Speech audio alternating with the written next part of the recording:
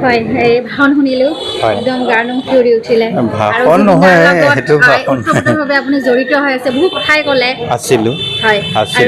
আৰু আজি জুবিন দা নাই হয়। আজি প্ৰকৃতিও কান্দিছে জুবিন নাই মানে জুবিন নাথাকিলে বৰষুণেতো মানে বৰষুণটো আহেই আমি হেৰিটো বৰষুণৰ কথাটো পাইছোঁৱেই তেওঁ ঢুকাওঁতেও তেওঁ যেতিয়া শেষ হেৰি হৈছে তেতিয়াও বৰষুণ আহিছে চ' হয় প্ৰকৃতিৰ নিয়ম হয়তো তেওঁ প্ৰকৃতিৰ লগতো জড়িত আৰু সেইটো কাৰণে গোটেই প্ৰকৃতিয়েও হয়তো কান্দিছে আজি বহাগৰ প্ৰথম দিনাও প্ৰকৃতিয়ে হয়তো এইটোকে অনুকিয়াই দিছে যে হয় জুবিন নাই অসমবাসী ৰাইজক কি জনাব জুবিনবিহীন জুবিন যে এটা সত্তা হৈ গৈছিলে সেই সত্তাটো কি আছিলে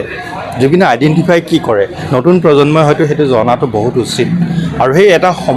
সেই সময় যিখিনি সময়ত মানে জুবিন ডাঙৰ হৈছিলে সেই তেনেকুৱা সময় আজি নাই ইমান বেয়া সময় সেইটো সময়ত যদি এজন মানুহে এনেকুৱা হ'ব পাৰে তেতিয়া নতুন প্ৰজন্ম কি হ'ব পাৰে ডেট ইজ আনইমেজিনেবল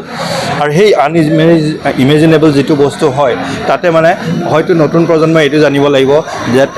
মানে দেৰ স্কাই ইজ দ্য লিমিট আৰু সেই স্কাই ইজ দ্য লিমিটৰ অনুপ্ৰেৰণাটো জুবিনৰ লাইফৰ পৰাই পাব মই সেইটোৱে ভাবোঁ আৰু সেইটোৱে মেছেজ হ'ব জুবিনদাৰটো বাৰু ন্যায় সকলোৱে বিচাৰিছে কিন্তু জুবিনদাৰ যিবিলাক সৃষ্টিৰাজি সেইবিলাক জীয়াই ৰাখিবৰ কাৰণে মানে আপোনাৰ মতে কেনেকুৱা ধৰণৰ জুবিনৰ সৃষ্টি জীয়াই ৰখাটো এটা ন্যায় আমি দিব লাগিব নতুন প্ৰজন্মই দিব লাগিব সেইটো সৃষ্টি জীয়াই ৰখাৰ ন্যায়ে হ'ব আৰু আমাৰ মাজত জুবিনক তেনেকেই জীয়াই ৰাখিব লাগিব আৰু সেইটোৱে মানে মই ভাবোঁ জুবিনৰ সৃষ্টি জুবিনৰ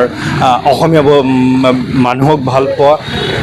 অসমীয়া মানুহ বুলিয়ে নহয় মানুহক ভাল পোৱা আৰু অসমীয়া ছ'চাইটিৰ প্ৰতি মানে তেওঁ যিখিনি দেখুৱাই থৈ গৈছে সেইখিনি আমাৰ যদি